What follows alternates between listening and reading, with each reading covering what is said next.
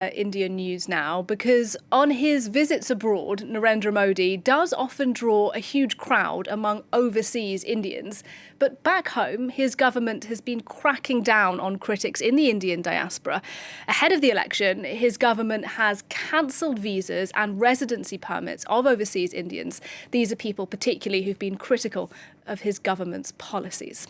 Well, France 24's Leela Jacinto has been looking into this, and she's with me now. Leela, look, it's nice to see you. I know you've written an article about this for our website. Just tell us a bit about what you've been finding out.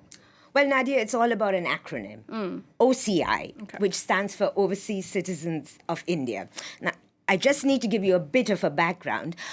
What the OCI is a sort of a visa meet residency permit for for foreign nationals of Indian origin and their spouses. Why do we need this OCI? Very, very simply because India does not allow dual nationality.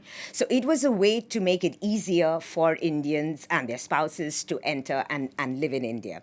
From the government's point of view, it is a very good way to tap into the economic potential of the Indian diaspora. Now, this is an enormous potential and a resource. You know, the Indian diaspora is the largest in the world, 18 million. It's also among the most wealthy and influential.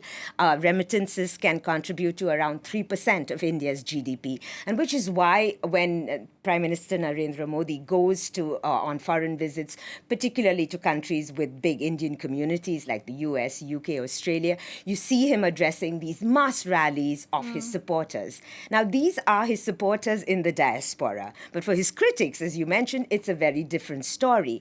What has been happening, according to international human rights groups, is that an increasing number of critics in the diaspora are having their OCI statuses revoked and cancelled. This has been happening gradually, and this is all happening, Nadia, under the rubric of the citizenship amendments laws that Narendra Modi's government has been pushing through. If you will recall that there were protests against these citizenship amendments because they were seen to be anti-Muslim.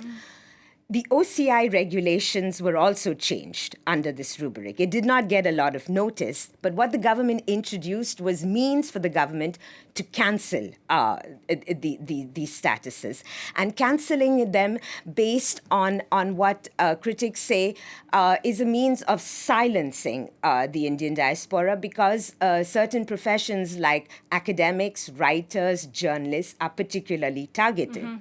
So in the past, since 2014 to 2023, 104 OCIs were revoked, and these numbers are increasing in the lead up to the Indian elections. This is creating a climate of fear.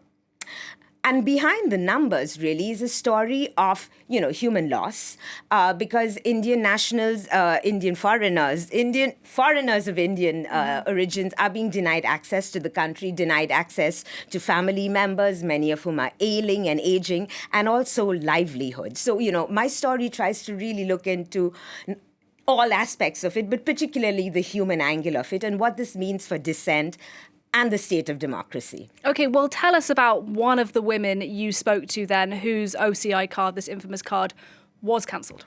Well, she's a French journalist, married to an Indian, and she's lived a quarter of a century in India. For 23 years, she worked as a freelance journalist. When the new rules changed, she suddenly had to apply for a permit to undertake journalism. That was denied to her. So for more than a year, she tried to get this journalism permit, all the while getting steadily poorer because as a freelance journalist, she couldn't earn a living. And then suddenly, this year, she was informed that her OCI status was revoked, and she had to come back to France. So this is just one of the reasons. But let me end on a little hopeful note. She is currently appealing her case in the Indian courts, and she's hopeful of returning to India because this is a country that she has called her home. She said that she feels like she's living in exile in France. She's lived most of her adult life in India. So this is really the human face of this cancellations that are really going under the radar in the international community. Well, such an important story. Thank you very much.